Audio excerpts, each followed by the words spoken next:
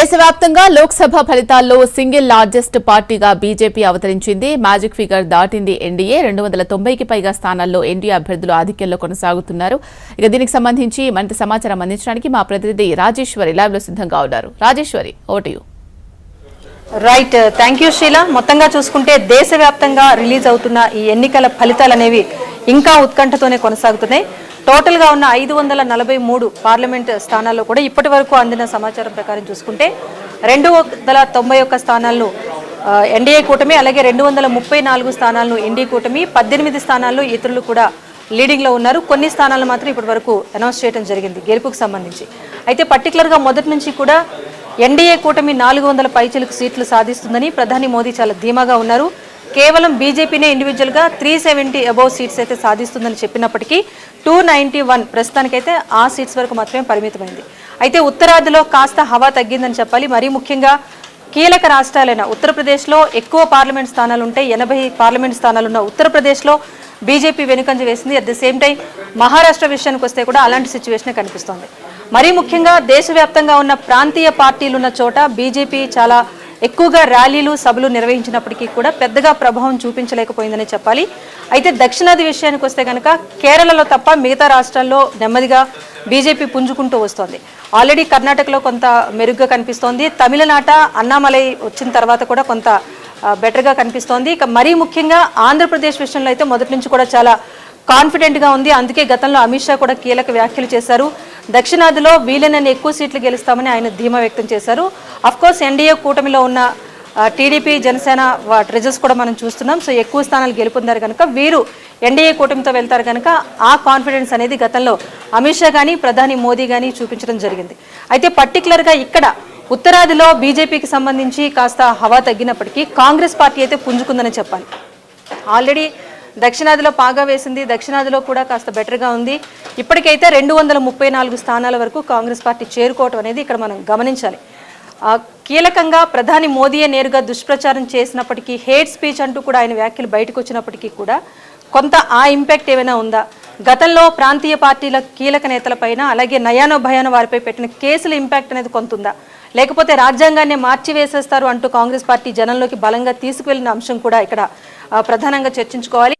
దాని ఇంపాక్ట్ ఏమైనా ఉందా అనిపిస్తోంది. సో ఓవరాల్గా చూసుకుంటే కనుక 234 స్థానాలు అనేది కాంగ్రెస్ పార్టీ నిజంగా గతంతో పోల్చుకుంటే బలపడిందని చెప్పాలి. అయితే ఇక్కడ గుణపాఠం నేర్చుకోవాల్సిన అంశం కూడా బీజేపీకి ఉంది. చాలా కాన్ఫిడెంట్గా ప్రధాని మోదీ కానీ అమిత్ షా కానీ వెళ్ళారు. అయినప్పటికీ కూడా అనుకున్న స్థాయిలో సీట్లు అయితే రాలేదు. ప్రభుత్వాన్ని ఏర్పాటు చేస్తారు కానీ తదనంతర పరిణామాలు ఎలా ఉంటాయన్న క్వశ్చన్ మార్క్ మాత్రం ఎప్పటికీ కంటిన్యూ అవుతుంది.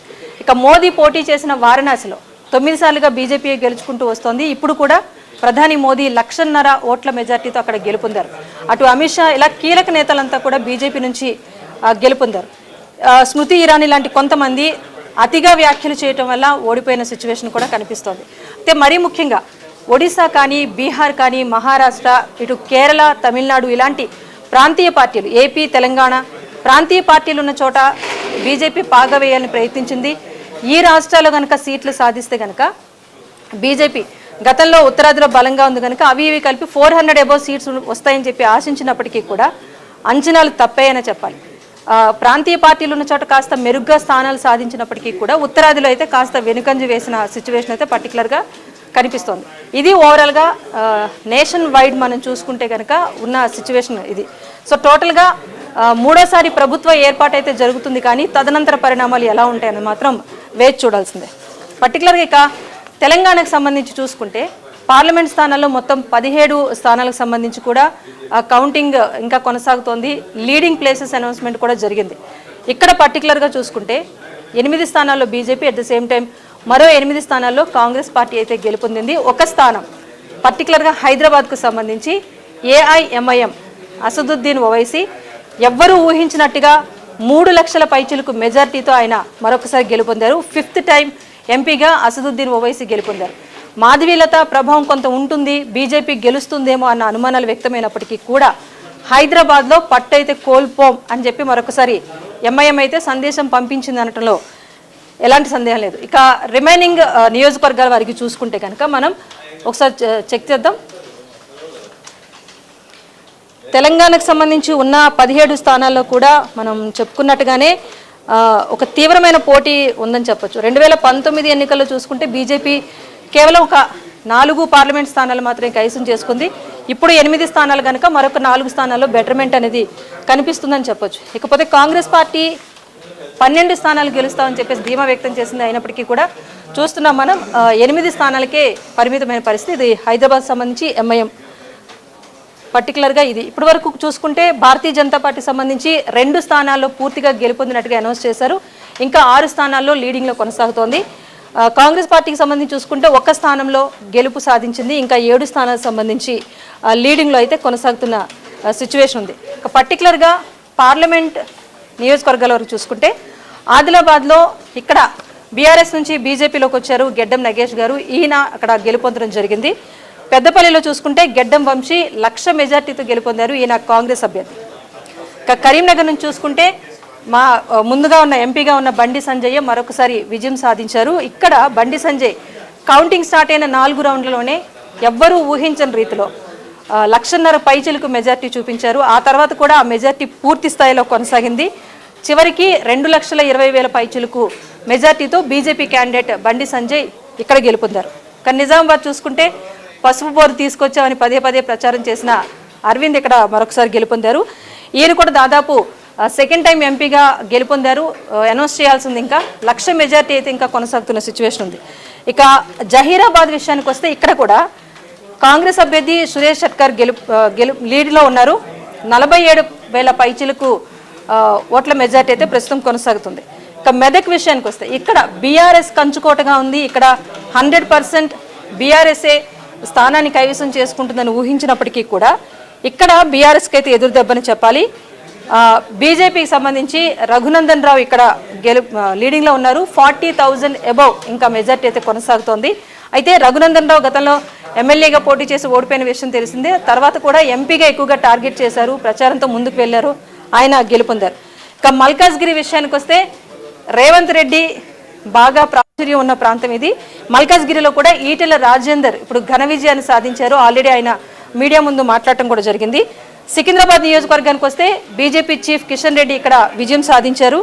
హైదరాబాద్లో ముందుగా చెప్పినట్టుగా అసదుద్దీన్ ఓవైసీ, చేవెళ్లలో కొండా విశ్వేశ్వరరెడ్డి 1,50,000 మెజార్టీతో గెలుపొందారు. ఈయన కూడా బీజేపీ అభ్యర్థి.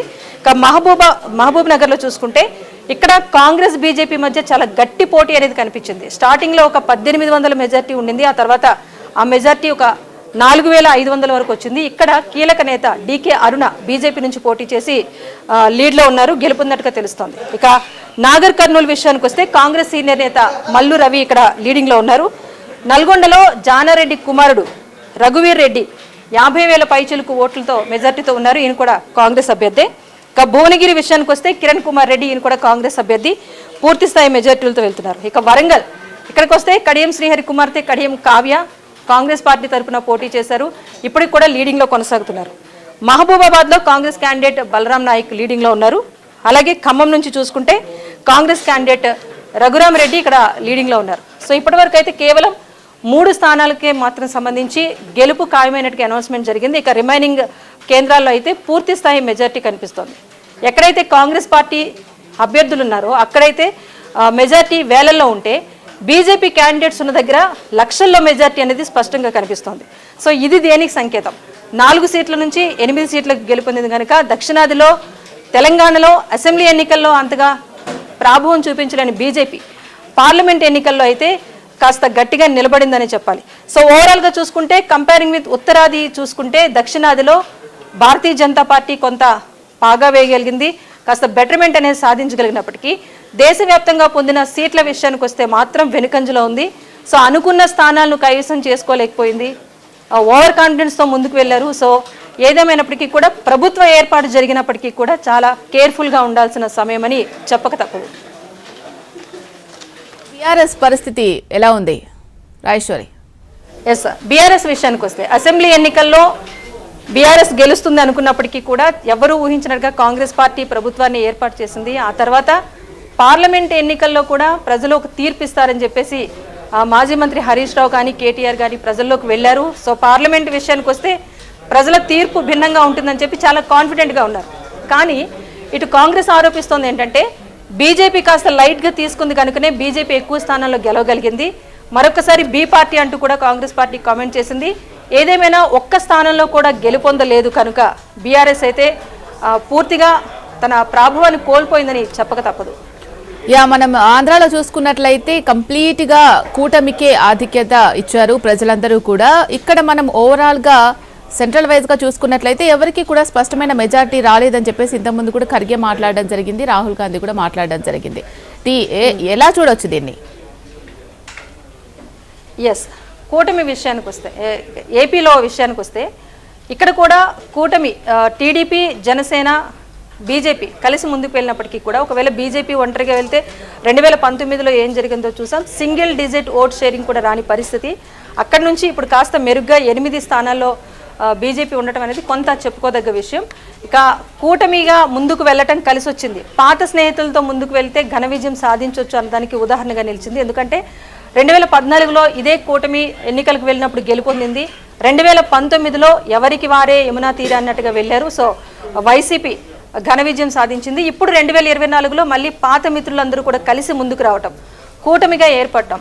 ఈ కూటమి ఏర్పాట్లో కూడా జనసేనని ఎక్కువగా ప్రయారిటీ తీసుకొని ఆయన కృషి, ఆయన చేసిన త్యాగం కొంత ఉంది. సో ఇది ఓవరాల్గా కూటమిని గెలిపించిందని ఒక విశ్లేషణ కూడా వినిపిస్తోంది. ఏదేమైనా కాసేపటి క్రితం సీఎం జగన్ కూడా మాట్లాడారు. ఓటమిని చాలా ధైర్యంగా ఆయన ఒప్పుకున్నారు. అయినప్పటికీ ఇంకా 40% ఓట్ షేర్ ఉంది, దాంతోనే మళ్ళీ బలపడే ప్రయత్నం చేస్తామని ఆయన కూడా కాస్త నిర్వేదం వ్యక్తం చేస్తూ ప్రెస్ మీట్లో మాట్లాడడం కూడా మనం చూసాం. సో ఓవరాల్గా ఇప్పుడు ఎన్డీఏ కూటమికి సంబంధించి TDP at the same time గతంలో నితీష్ కుమార్ బీహార్ నుంచి వెళ్ళారు. సో నితీష్ కుమార్ ఇలాంటి కీలక నేతలు తీసుకునే నిర్ణయం పైన కూడా ఎన్డీఏ భవిష్యత్ అనేది కూడా ఆధారపడి ఉంటుంది. సో ఆ పరిణామాలు ఎలా ఉంటాయి అన్నది మాత్రం మనం వేచి చూడాల్సిందే. ఇప్పటికే చంద్రబాబుతో, నితీష్ కుమార్తో కీలక నేతలు మాట్లాడారని చెప్తున్నారు, కానీ దీనికి సంబంధించి పూర్తి క్లారిటీ అయితే లేదు. సో ఇటు మల్లికార్జున ఖర్గే కూడా మాట్లాడతారు, ఫోన్లో మాట్లాడారని చెప్తున్నారు. కాకపోతే పూర్తి స్థాయిలో వాస్తవ విషయం అయితే తెలియాల్సి ఉంది. ఏదేమైనా అటు దేశ రాజకీయాల్లో మాత్రం ఒక కీలకమైన పరిణామాలు అయితే చూడబోతున్నాం. రైట్. Thank you Rajeshwari.